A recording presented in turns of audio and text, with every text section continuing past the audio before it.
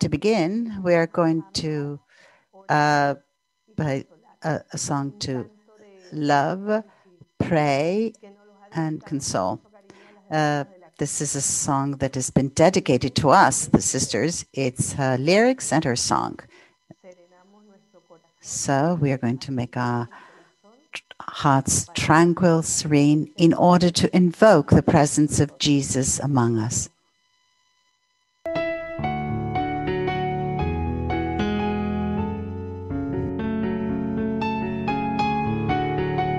Amado Rad Consolat, here we are with our hearts willing, looking at your presence in the little, our desire to clean and new horizons, justice, love, life, and consolation. Anhelando un horizonte limpio y nuevo, de justicia, amor, vida y consuelo, ofrecemos. We offer with love our entire life, giving ourselves in the open soul, welcoming and always giving with our hands full from the vows of our promise to console,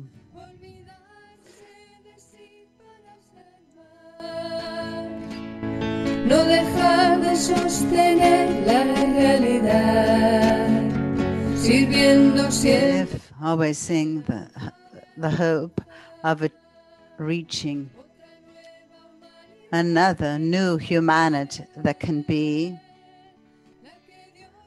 the one that God is dreaming for us in seeing us grow, embracing to all in the same forever and ever, to console, consolar. La imagen de Jesús, the image of Jesus in his truth, showing his reflex in our works. Next to Mary, to pray. Barefooted, the heart in walking. Console, take care, and caress. To forget about oneself in order to be more. Don't stop supporting reality. Always having in the hope of achieving another new humanity that can be the one that God dreams in us as we grow, embracing all in the same way forever and ever. In the image of Jesus, out of his humanity, we are living gospel incarnated.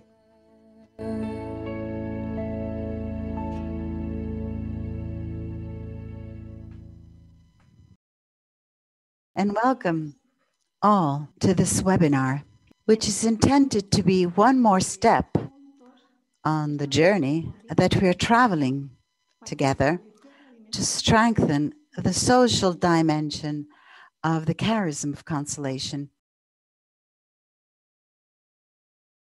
I would like to share with you a small experience when I used to live in Mexico. Looking out of my window, I saw a small woodpecker drilling into the trunk of a tree. That image seemed to me something beautiful, very beautiful. I couldn't stop looking at it. His legs were attached to the bark of the tree in such a way that they seemed to be an extension of the tree itself. His body was firm, vertical to the trunk. His head, with a very long beak, hammered the tree again and again. That small creature had a purpose, and he did not give up. He hammered for a long time and many times. It seemed to me something extraordinary. I couldn't stop contemplating that little bird. I admired his tenacity, his strength, his smallness. The tree was gigantic, and the woodpecker was tiny. But at the end, the bark of the tree bowed to the insignificant and fragile woodpecker. That image has stayed with me to this day. I think that the Consolation family, we are just like this woodpecker. We are immersed in the reality of a fragmented, divided, and indifferent world. And we wish, with tenacity and firmness, just like that woodpecker, to break this reality. We want to pierce the bark of indifference and ambition. We really want to break the social exclusion and the throwaway culture, the bark of injustice. Just like that woodpecker, and like many other woodpeckers all over the planet, we, as a family, we really wish to hammer away again and again with the ethics of care and the promotion of the common good. We want to hammer for reconciled relationship, sustaining life, and dwelling on the side of the victims. We want to hammer away at process dynamics, the ones that generate new dynamics by involving others until social transformation becomes fruitful. We want to hammer away through networking with others, extending fraternity, building, contributing together, building and contributing together to awaken the world. Again, we are woodpeckers with a single direction of listening to the cries of wounded humanity and Earth in order to respond to them. Our tree is definitely bigger than we are. Our reality goes beyond us, but driven by the Spirit, in weakness, we are strong. We will pierce reality and we will transform it. Well, actually, not we, but the Lord Jesus in us. Let us not forget that education is the key to the change that we seek.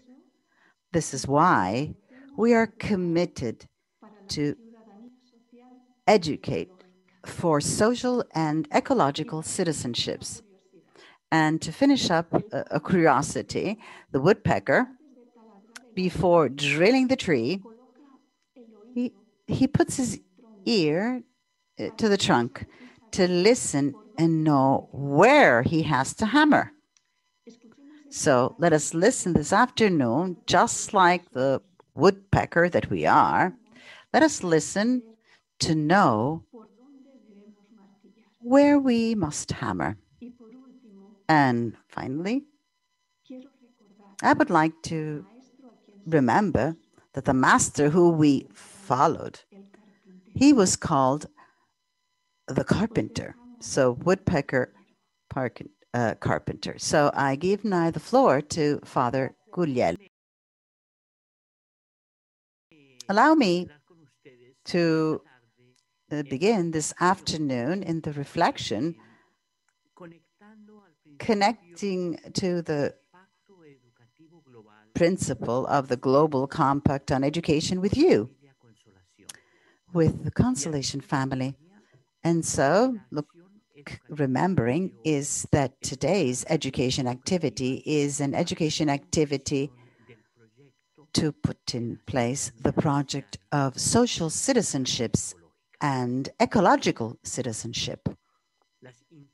So the intuitions of the seminar of the social dimension of the charism of St. Paul seem to be some clearly given by the Spirit for the extraordinary coincidence that they have with the magisterium of Pope Francis, and especially with the project of the Global Compact on Education. To Maria Rosa Molas, Paul VI called her the day of her beatification a teacher. Not any type of teacher, but a teacher of humanity. The one who lived the humanizing challenge of civilization of love. Perhaps the most clear title given by Paul VI to the founder, your foundress, is that of the teacher and teacher of humanity, of humanization. This, in the words of Paul VI, of Maria Rosa Molas, today is a desire of all the charisms of consecrated life, of all the charismatic families, but also a deep desire in the charism of consolation to be teachers, and to be teachers of humanity, to be male and female teachers of a new humanity. He switched off the microphone. Can you please tell him that he switched off the microphone? Okay, thank you. That face the challenge of this civilization of love.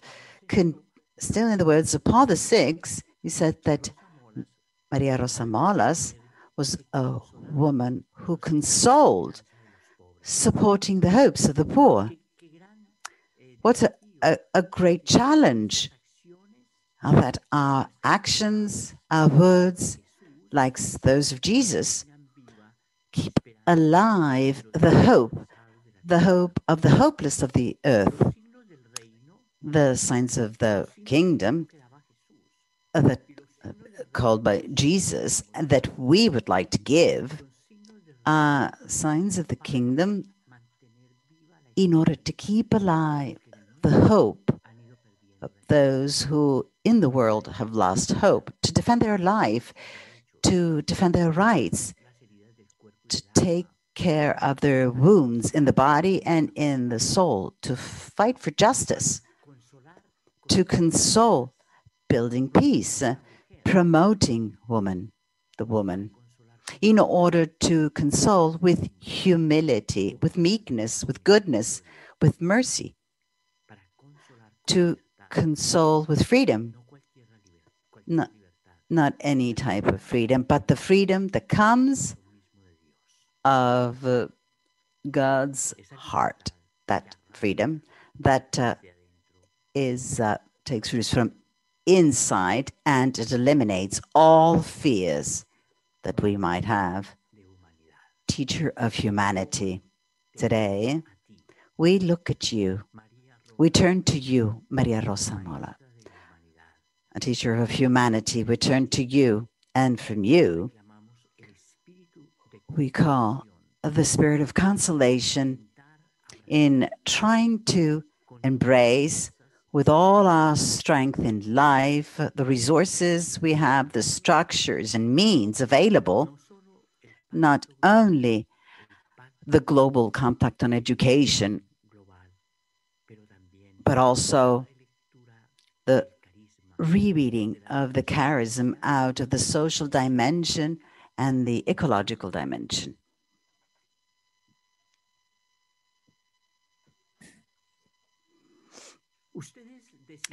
You decided to make an exercise, to carry out an exercise that some charismatic families are trying to do. I was celebrating the meeting of consecrated life with 500, 600 religious men and women from Ecuador. When I met one of the members of the General Council that told me your story. And it says that you were preparing for rereading, reinterpretation of the charism from the social and ecological dimension. It was like, it was then a little bit after you asked me to follow on the meeting of St. Paul, and I learned about the charism, not the charism that is known by all, but actually this reinterpretation of the charism, trying to adapt to today's time and to respond to what is happening today. Back then, the St. Paul seminar took place, and in the last year, more than a year actually, the congregation has tried to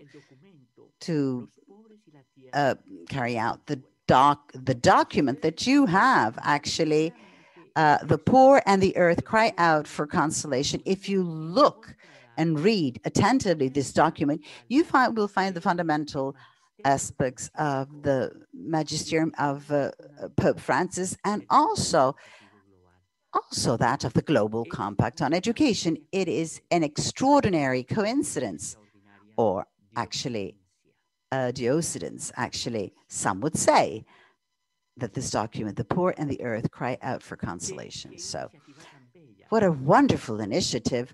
When I shared the exercise that you have done and you continue to do with other religious communities that I've accompany, many feel called and invited to do something similar to what you have done or continue to do. So, the charism of consolation as a source of hope,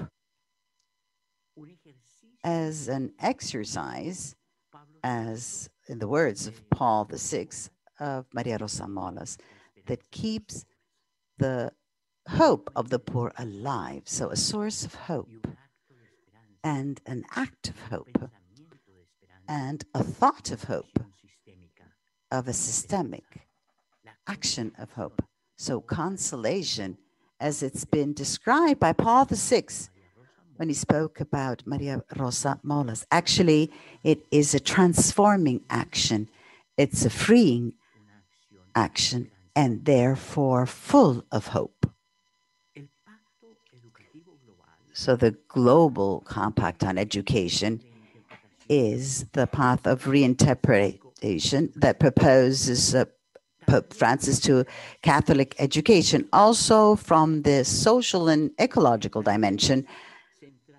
The main aspects of Laudato Si, of Evangelii Gaudium, and of Fratelli Tutti, the three encyclicals of Pope Francis, are interwoven in all the projects that he proposes. All the dialogues that Pope Francis proposes include the central elements of these three encyclicals. One that is to call to the pastoral conversion of our actions through our words, and another one is to ecological conversion, and the last one that he calls the relational conversion. Pope Francis tried to launch the Global Compact of Education in 2019 with the beginning of the pandemic. Clearly, all the forces of the world, actually, we all had to think of the time of the pandemic and also the perspective of the pandemic itself. And so the Pope stressed this year, and in October 2020, he launched once again the project. And now it is just starting now to take strength. We gathered not long ago all those entrusted in mission and university of the Catholic University of the United States. We have a national association, and we gathered, and we spent the entire day. And at the end of the day, when it was late in the afternoon, I said that I was completely surprised that in that meeting of all the Catholic universities of the United States, nothing was said, not even one word was said about the Global Compact on Education. And I realized through the chat that many of them didn't even know about this compact. And so I started receiving messages and calls if I sent them the link or provide information on the Global Compact on Education. And this is what we're trying to do, trying to make known a Global Compact on Education that due to the circumstances has been difficult to launch and to render public. Many haven't even heard about it yet. This is why we are undergoing this socialization of this Global Compact on Education. In doing so, we all have a role to play, a task. To educate, in the words of Francis, is an act of hope. Educate is a source of hope.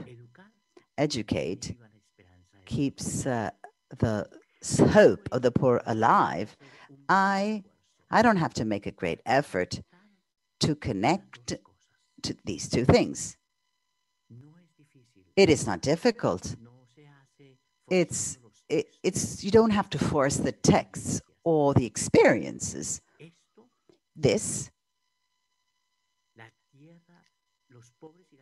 the poor and the earth cry out for consolation. And this are two lines of the spirit going in the same direction.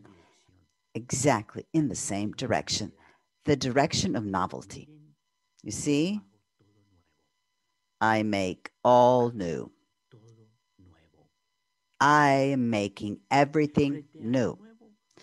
In facing the new, sometimes we resist. And this resistance is an inner resistance. Sometimes it's the inner feeling of being helpless. I could no longer cope with this. Oh, I can no longer do anything. I cannot give anymore. Even if the image of the carpenter, in this case, the woodpecker actually was so nice. The image that Mother Antonia, right? The woodpecker who put his ears on the bark of the tree to know where he needs to start hammering, right? This image was quite clear, quite telling. In order to overcome our feeling of helplessness and our resistance, inner, and also our fears and also our vulnerability. So fragile as the woodpecker, so small, as you said, but so persistent, just like the woodpecker. The paradigm of consolation, you see, the word is, I'm making everything new. This is spiritual, theological dynamic. It's incredible to find these coincidences, to feel called as a family of consolation to this exercise of novelty, to, again, in order to keep alive hope, the hope of the poor, to console them, to keep alive hope. Allow me to present the Global Compact and make some simple reflections on it.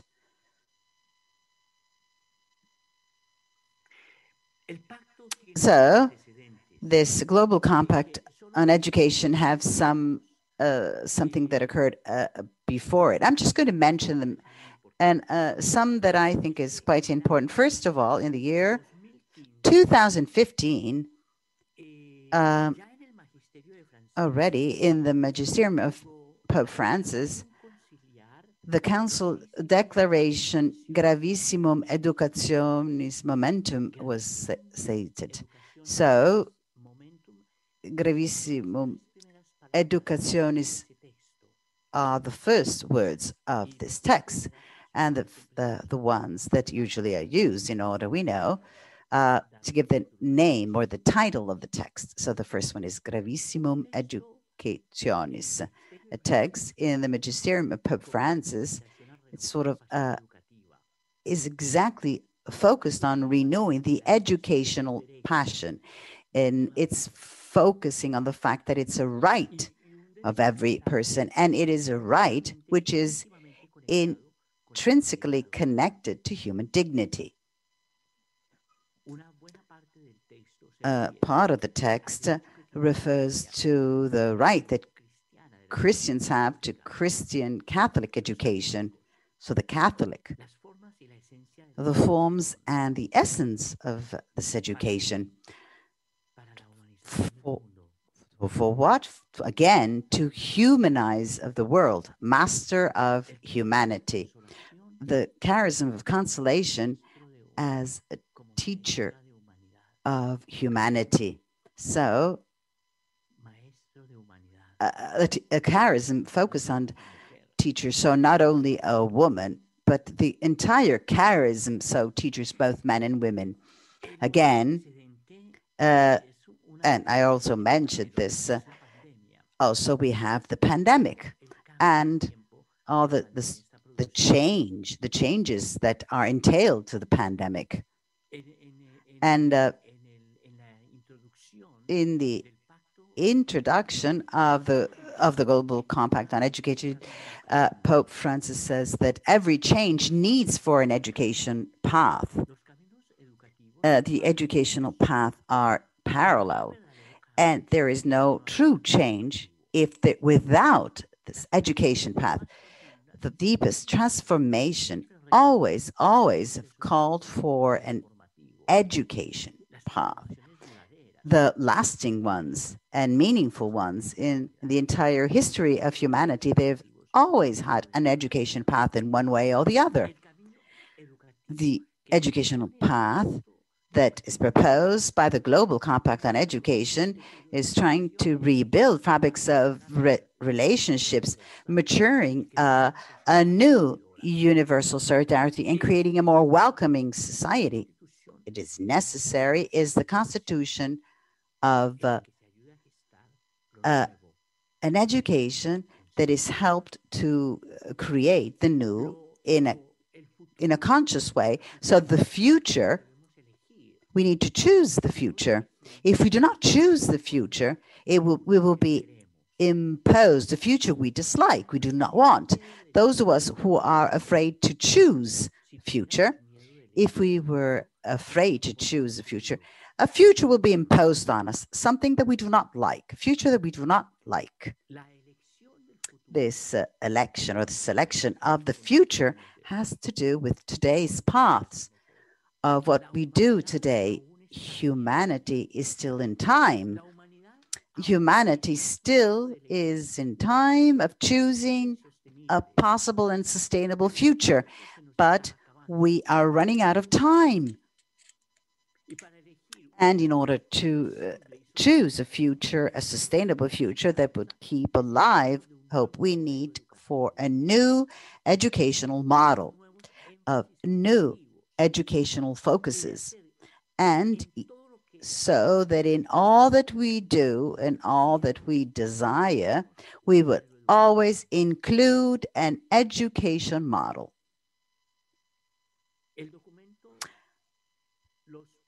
The document, The Poor and the Earth Cry Out for Consolation, has some education aspects from the charism of consolation.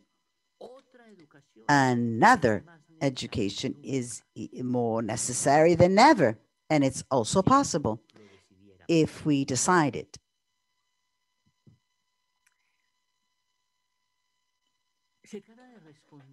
We need to respond with a new paradigm to the paradigm that consumerism, individualism has been imposed on us, that have imposed to us. Actually, a paradigm of separation that is against the eco-anthropological essence, right? To be with. Life exists only if related.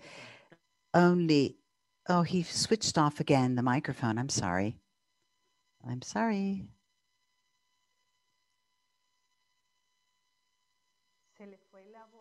Yes. No, actually, yep, thank you. Yes, thank you. You might repeat this last idea, Guillermo? Yes. The paradigm of separation is a paradigm that is against the one of the eco-anthropological essence. Life exists only when it's interconnected, to be with, together with. And this existence of today tends to make people vulnerable and does so by isolating them and rendering societies isolated. And it does so that they can consume always more goods for them to buy, and so that they feel that they can buy their stability. And the stability of life and sustainability of life exists only in the relationship in life. So interconnected, this is the spirituality, the anthropology, sociology, theology, science. This is the science of life. Life exists only if it's interconnected. We need to overcome the separations that are so clear that have an impact on education. Pope Francis has spoken about the education catastrophe. Many have said that during the pandemic revealed the catastrophe of humanity, the catastrophe of the earth, that the pandemic revealed many, many other pandemics. Also, the one that is in the heart of education, and it revealed the elements of young people, children, and us, and put us in touch with our deepest fears. It forced us to connect ourselves, even virtually, and to understand from ourselves that life exists and life is only possible when we are interconnected.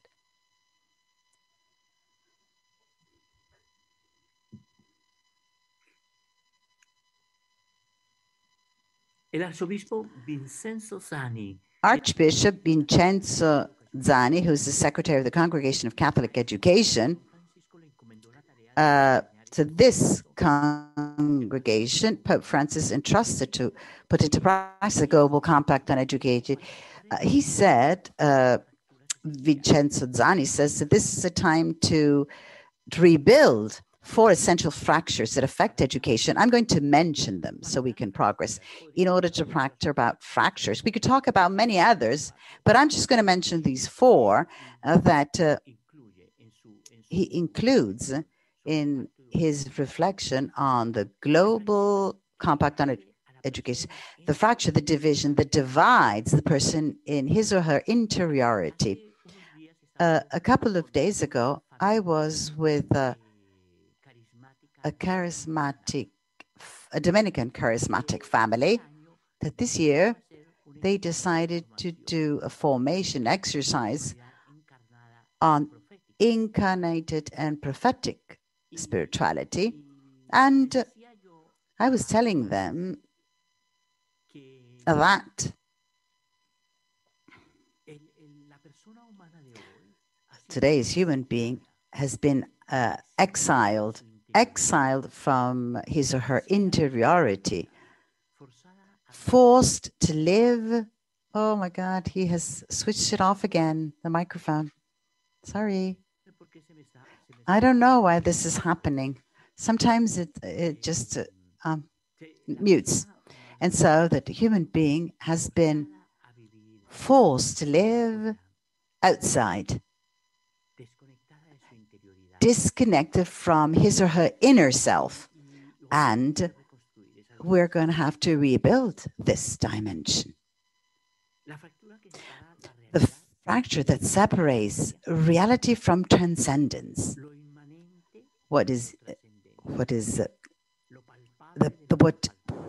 we can touch, what is visible of the invisible, what we can touch and not touch. This is it's a philosophical exercise that for us is an exercise of faith. Ancient philosophers talk about immanence and transcendence, and they ask themselves about transcendence, and this is theology and other sciences were born out of this, out of transcendence.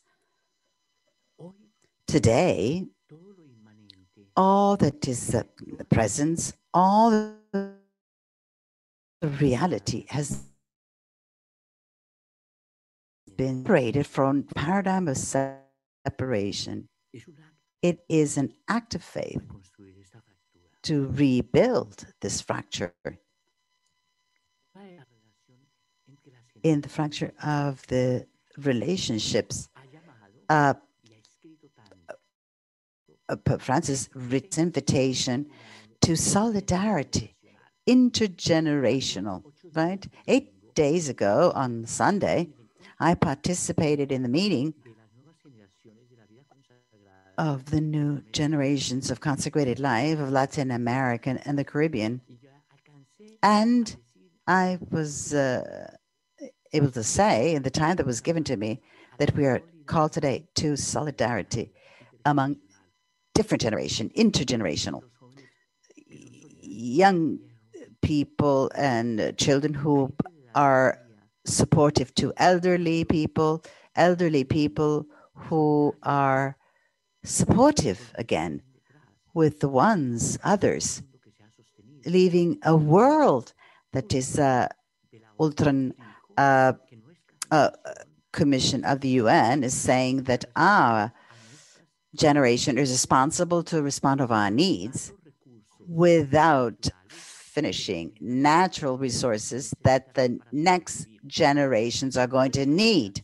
But our generation is using all the resources, the one for our generation and the generations to come. This could not be possible, that we waste all natural resources and we do not live natural resources for survival of the generations to come.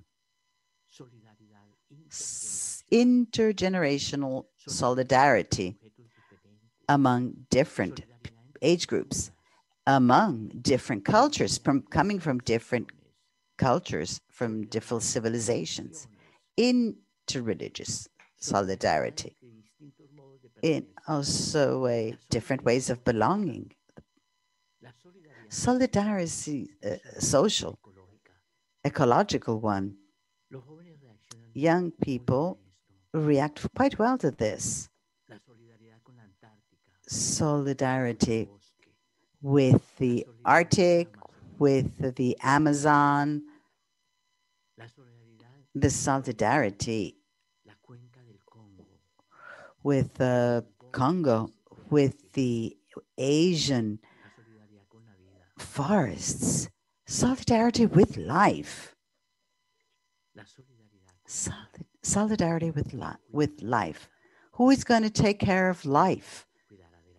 Who is going to take care of life? This is a question that's been asked by the great thinkers of today, to educate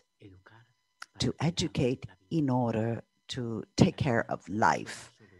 Life will survive only if it's interconnected.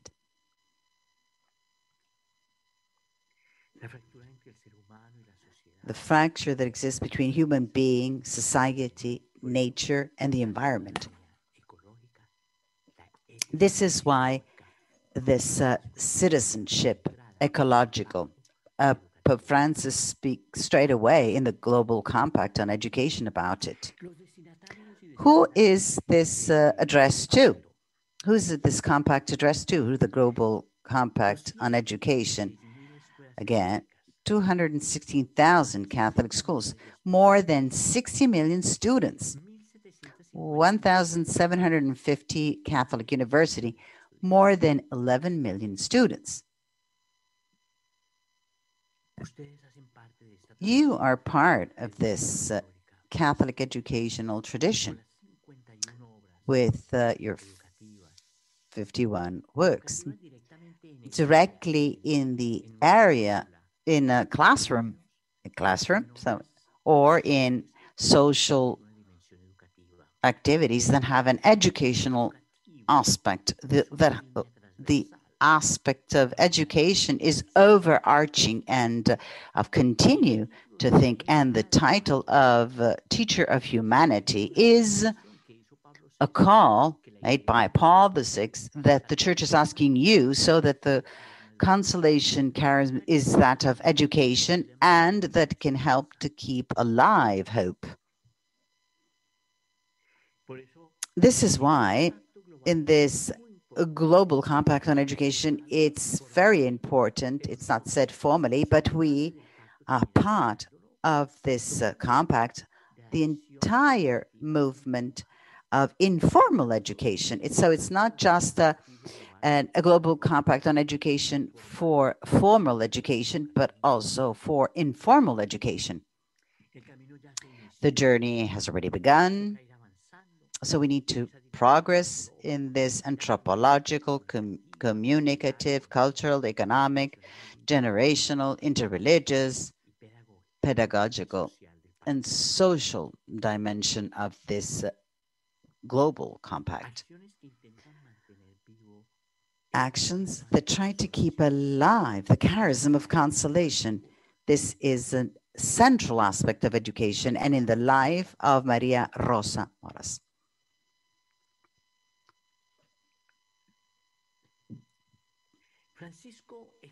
Pope Francis demands, invites, actually it's demands, he does it very passionately, so it's almost like a demand and not only an invitation, that we should educate people based on our responsibility with social transformation and the development of just and peaceful societies.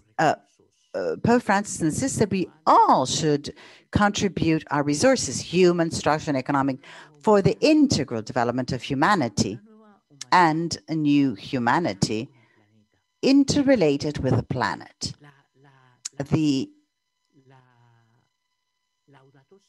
Laudato Si called for the taking care of the common home, fratelli tutti, brothers and sisters together, and of the care of humanity in new relationship, brothers and sisters.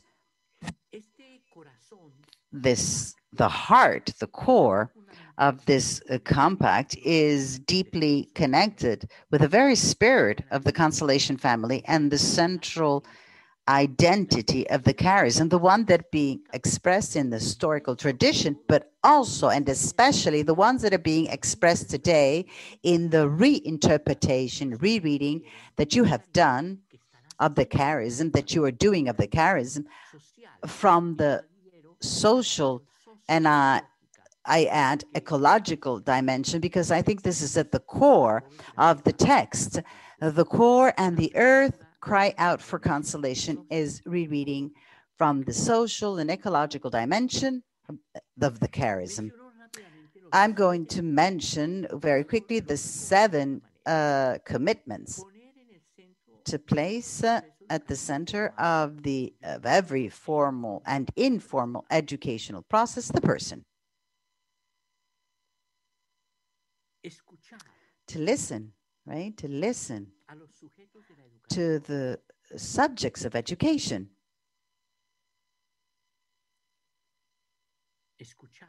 To listen in order to build together a future of justice and peace, a life of dignity for each person, to encourage full participation in education, to have the value of the family as the first and indispensable educator. So the role of the family to educate as an act with one, educates and educates oneself in order to welcome as a very strong aspect, and also to be mindful of those who are most vulnerable in the earth. And if we don't take care of the earth and the most vulnerable of the earth and those who have been marginalized, then if there's not hope for them, there will not be hope for us, because we are, again, interconnected. So hope of the poor is connected to our own hope. Their survival has to do with our survival. So it's a survival of everyone. To find other ways to understand economy, politics, growth, development, progress, all. We talk about circular economy. Yes, the word is circular economy, the one where we take and give back to the earth. We use and we give back. We heal. We let the earth rest. Not only we exploit it,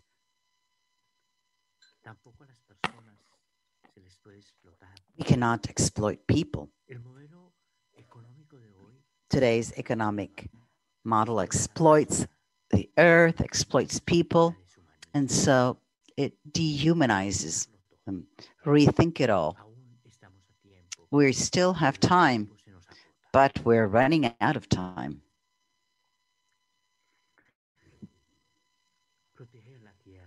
To protect the earth out of the meekness. Are we capable of doing this when we are accustomed to living in a situation of consumerism? Will we be able to be interconnected when we have become so individualistic? We'll be able to reconnect to one another. When we have been isolated, the 7 commitments of the Global Compact pose a new way of being, a new way of thinking. That is not disconnected to other things that have been proposed before. I like the fact that Francis does not say things that haven't been said before, but he takes them and rebuilds them. Many of us have already heard about these ideas before, but he goes back to them and recreates them. He renders them into a compact in this way.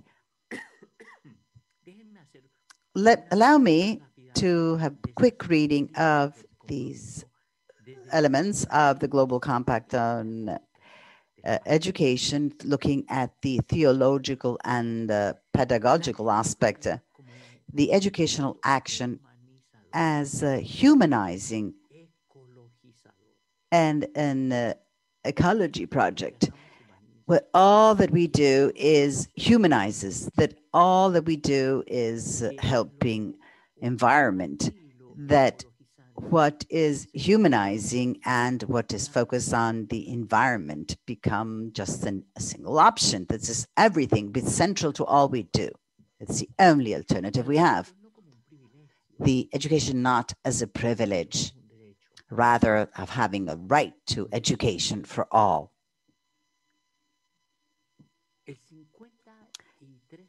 53% of human beings who do not have access to education are women.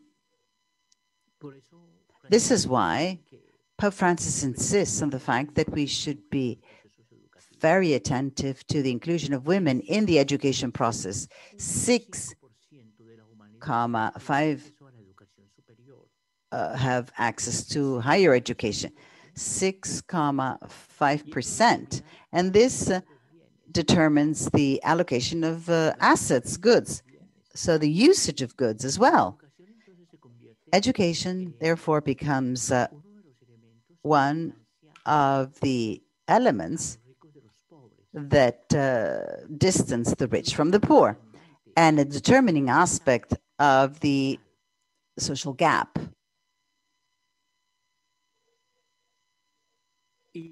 And in tyrannies of the world, education is a mean, an idealizing means, and an that excludes at the same time.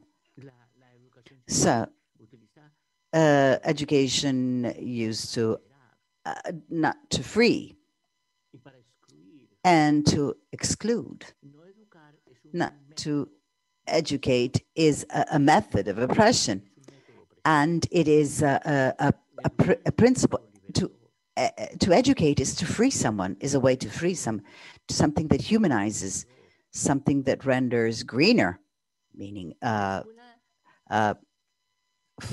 positive for the environment. The school that has to be inclusive, so because all have abilities. Also, the idea is, and so that they can become a freedom of the thought where you can build the search for the truth. It is also included because education is connected to everything. Political models, the economic models, the social models, all are focused on this education model. What type of education has been thought out of the large powers in order to support ideologies, ways of being? Sometimes the educational model has to be resistant. Yes, it has to be resistant. I participated in a meeting of high executive of the university where I work for, and there somebody said that we need to graduate students and so asking for the enterprises that then are going to hire them. I said, even more than that. I mean, the university has to be an alternative place, which has to offer alternatives and not just finding a job in a large company, so that the students can resist in the only forms of being that they are now, that of technocracy. We educate technocrats without soul, without heart, without humanity. The world is filled with technocrats, and I'm saying this was said by Paul Freire, has said the same thing. Yes, Paul Freire, the famous Brazilian pedagogist, founder of the pedagogy of the oppressed. Yes. So public school as an essential service, a center of health. Yes, like the supermarket. Essential service. Yes, essential service. A private school, the ones that we have had often have been part of the system that renders education inaccessible due to the costs, and then what do? It excludes it excludes. And now we must rethink about this ourselves. The minimum CV that are not many, but that there are important. A CV that attends to the emergencies of today, that includes what is common, what is essential, what is necessary. Always respecting those who are different. The essence is the more than. That's where we need to find ourselves. A school with certainties. To the professors of the university, yesterday I said that sometimes in the room we deconstruct, and sometimes we are unable to help people to rebuild. We leave boys and girls with a destructed world. And how are they going to rebuild it, right?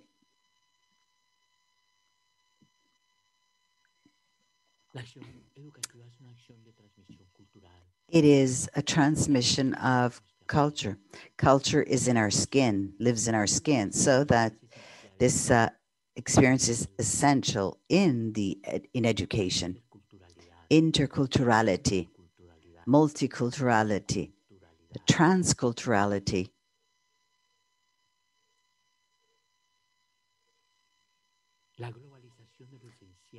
The globalization of what is essential, to globalize what is essential, to globalize stressing. Teachers, our education activity, a CV of minimums, of what is essential for a new humanity.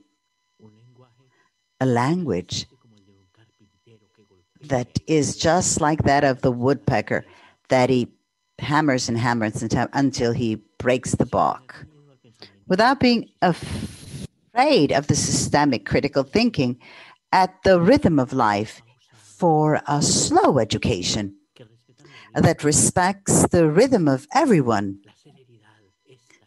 This severeness is unhuman often.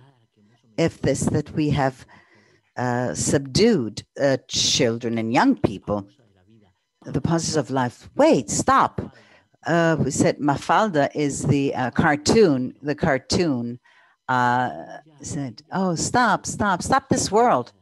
That I am dizzy. Stop the world. I'm dizzy. I'm going to fall from this world. I'm dizzy." Again, I feel dizzy. This is an unbearable rhythm.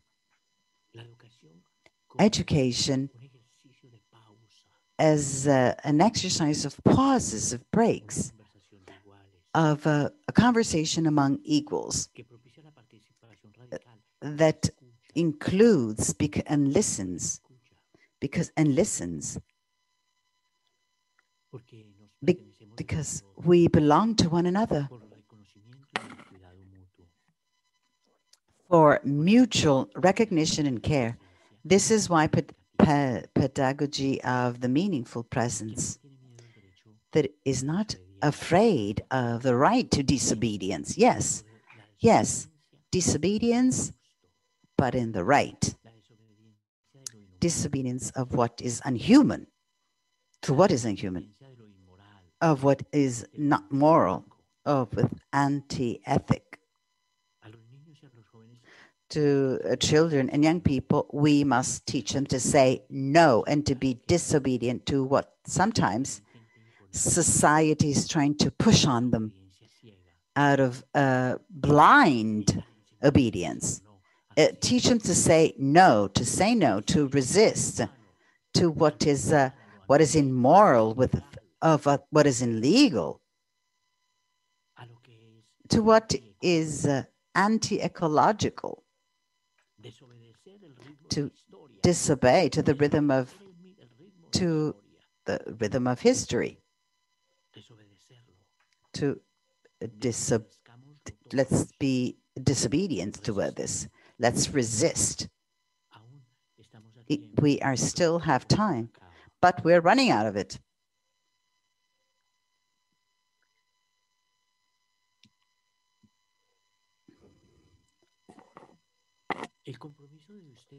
Your commitment with this compact focuses many things, but I will mention some, just a couple, that the schools of the Consolation ensure access education to marginalized people, social groups, migrants, minorities, excluded groups. Said education should favor social mobility and breaking of transgenerational cycles of poverty. Yes, education does break this cycle, the cycles of poverty, and illiteracy will stop, right?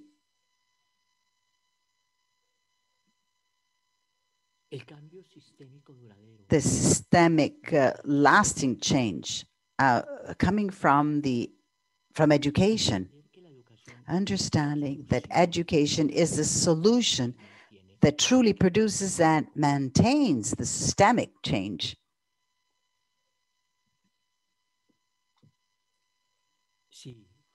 Yes, the CV of the minimums that responds to urgencies, this actions of systemic changes, we can take on the challenges of life that drive into many injustices and poverties, violence, and environmental degradation.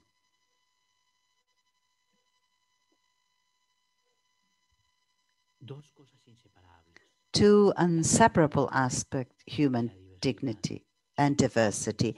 These are two inseparable aspects for the humanization of the world and for education. The topic that has to do with diversity and multiculturality and multi-religion is essential to that of human dignity. Human dignity can be respected only in the context of diversity, not in that of uniformity. We can respect human dignity of a person only when we respect all the circumstances, the cultural, religious, physical of that person. All. As if we were connected to the essence, to the circumstances, because the essence lives in the circumstances. My human essence lives in my nationality, it lives in my language, my human essence lives in my skin, in my culture, in my country. My human essence has to do with my language. It lives in me, in my culture, in the way that I believe, in the way I am, in the color of my skin.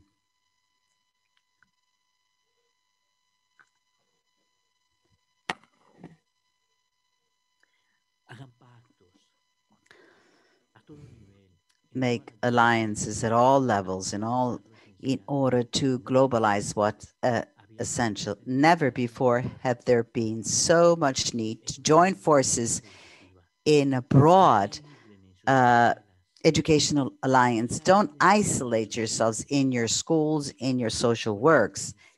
Be connected. Create alliances. Cross the street. Walk 3 squares in order to meet the other school. And start networking. Yes, a broad educational alliance to form mature individuals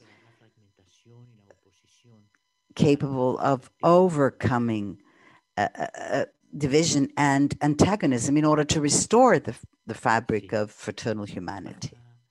Yes, in order to for a more fraternal humanity again, loving and interdependent, a loving humanity, to educate for liberation, for justice, for sustainability, to educate in such a way that our action is a source and an act of hope. Teacher of humanity,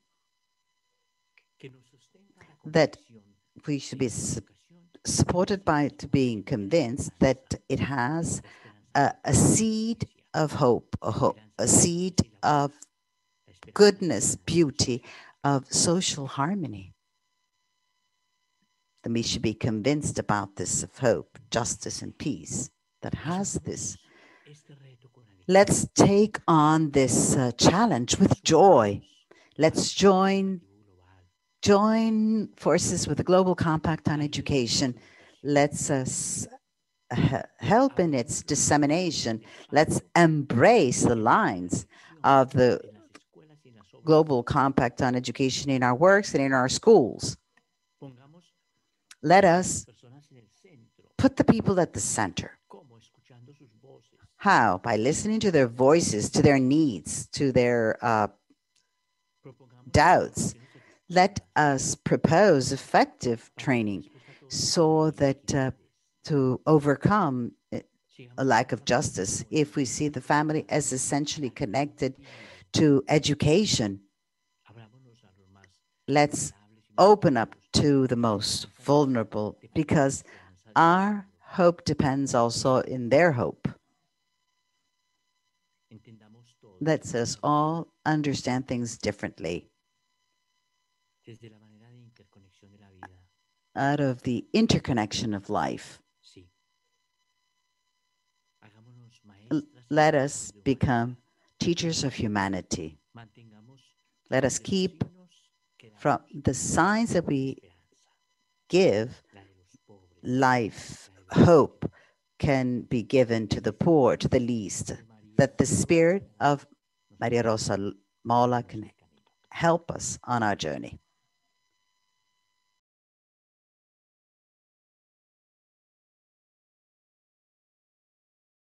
Yes, I think that there is a great challenge, and it's that every person who are committed to the education activity in the charism of consolation, the great challenge is that they need to be accompanied so that the charism of consolation becomes a way of seeing, of understanding, and doing in everything. We, as a religious man and women, we are called today to formative action, to accompaniment and education, in order to share truly the charism with the laity, so that they become the bearers of the charism. But the good news is that they, through their action, they become the true agents that keep alive the hope. Here in the university where I work in, the central team of my office are 30 lay people. I'm almost the last Byzantinian of this. Before there were 70, not long ago, there were 70 fathers in the classrooms, and now I'm almost one of the last. So the team are 30 lay people, all of them formed in the world of interreligious and intercultural, the dimension of the Byzantinian charism. So a big question that we asked ourselves some years ago, can a Muslim be Byzantinian? And so we had to find ways in order to embrace the essential values of the charism in the multi-religious experience. For example, we have Jews, Muslims, Buddhists, non-believers, and I really like when an atheist student, his name is Vicentino actually, because wants to value some values in a different ways. The young people of today, they believe with their hands. They believe with their hands. When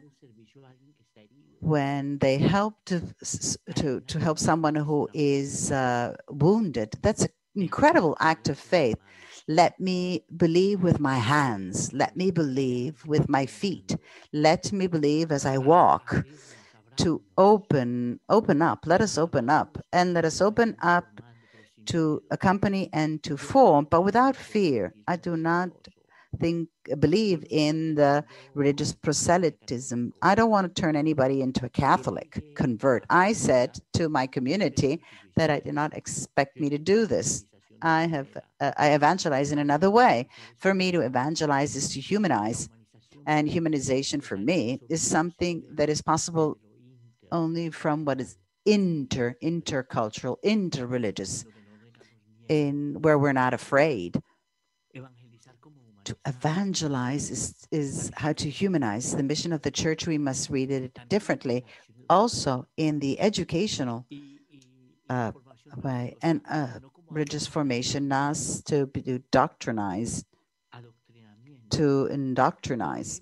There are still educational models, religious, in the Catholic schools that are indoctrination, that they give more than an experience, an experience of a possible life out of values. It's one. It's a memorization of concepts and knowledge and dogmas that do not transform life. They do not they do not change it. Kerygma, paresia, charisma.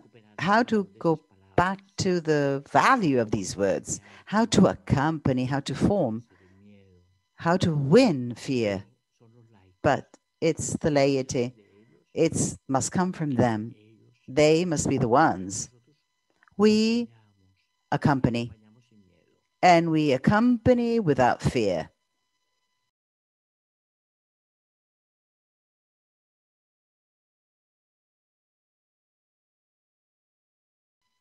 Yes, I mean, the politics and education are inseparable. This is why out of the education, it is very important that we prepare ourselves for the political participation and for the incidents, political incidents, and the schools out of the values that they take. And these are intimately connected to the charism, and for us, intimately connected to the values of the gospel that are incarnational values, therefore human. The gospel, I decided to be a Christian not long ago, another time, and someone, when all my doubts of life had fallen, and I said, what am I going to do? And I said, yeah, well, I want to be a Christian. And the reason, fundamental reason to be a Christian is the proposal of humanization that I find in the gospel. It's the proposal of humanization. I do not find in Jesus the proposal of a religion. This was not the proposal of Jesus.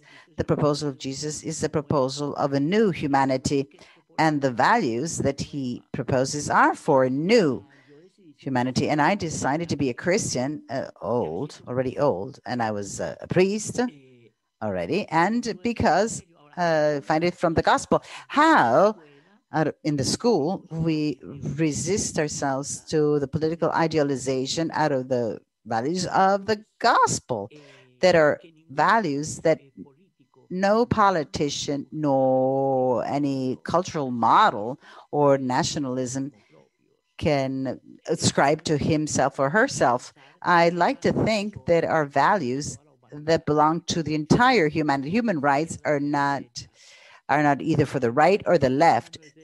The right of the human beings, the dignity is full stop, and what is different is full stop, and respect to the person it is, and the human rights are.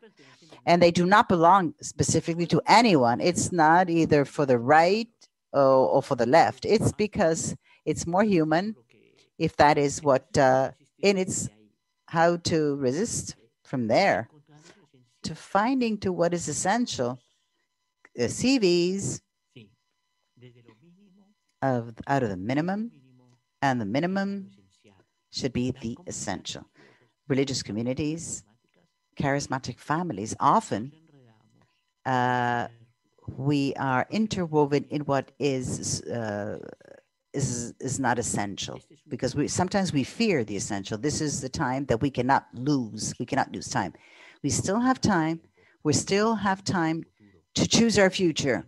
But again, we're running out of time. So we better be quick. This is said quite clearly.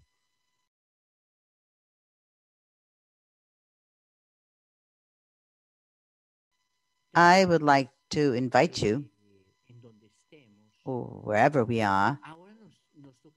Now, we have to do the exercise of the part of this compact, to be involved, and to be involved, committed in the global compact is to come out of our isolation and look for the networks that are being created, and inclusive, to be in networks and admit others to study the Global Compact on Education and start dialogues together, also with public schools, with private schools of other identity, without fear. Ours is an invitation, a fearless invitation. We invite to what is essential. When we invite, this is the invitation, we mustn't be afraid. And we enter into a deep silence of listening, of interiority, in order to overcome our exile of individualism, of exteriority, the tyranny of the image, the tyranny of the job, and humanize ourselves, embracing what is essential of human beings. And I would like to invite you, when you're going to close, to put the song once again. And the song becomes a hymn for us, that of Salome. Yes, we really like the initial song, and that should be our hymn. It's an exercise. The image of the woodpecker who listens to the bark of the tree is a contemplative image.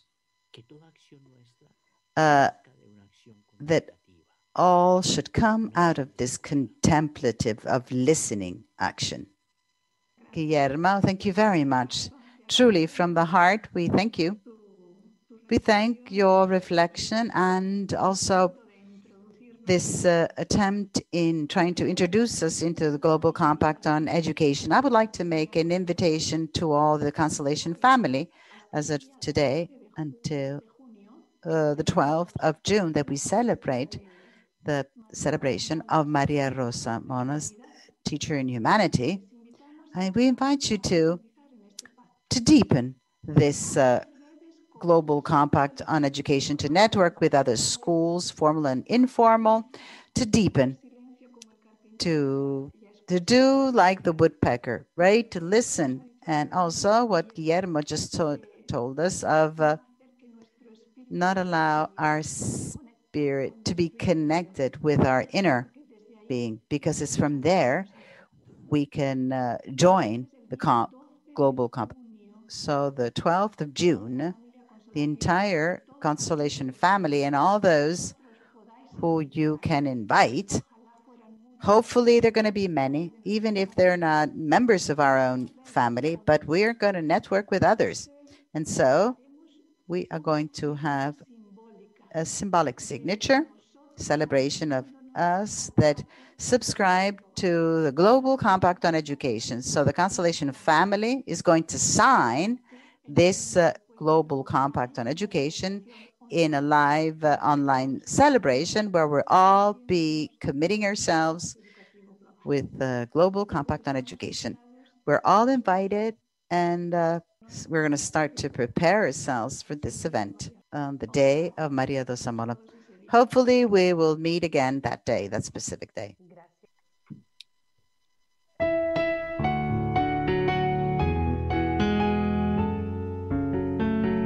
Love, pray, console.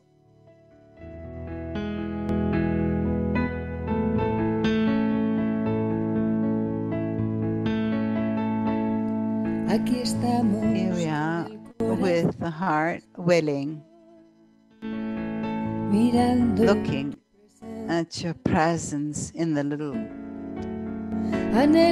desire for a new and clean horizon of justice, love, life, and consolation. We offer with love our entire life, giving ourselves with an open soul, welcoming and always giving with our hands full from the sources of our promise. So take care and caress. Forget about yourself in order to be more. Don't give up supporting reality, always serving the hope to achieve another new humanity that can be the one that God dreams in us and hopes to see grow, embracing all the same way from forever and ever. Console.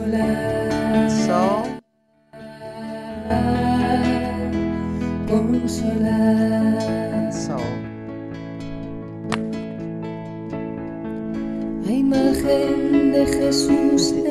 Image of Jesus in his truth,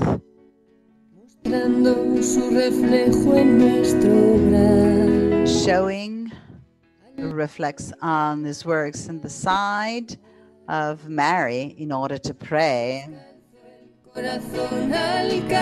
barefooted in the heart walking. Console, take care, caress, forget about oneself in order to be more. Never stop supporting the reality. Always serving the hope of achieving another new humanity that can be the one that God dreams in us, that is growing, embracing to all in the same way, from always and forever. At the image of Jesus from his humanity, we are living gospel that incarnates.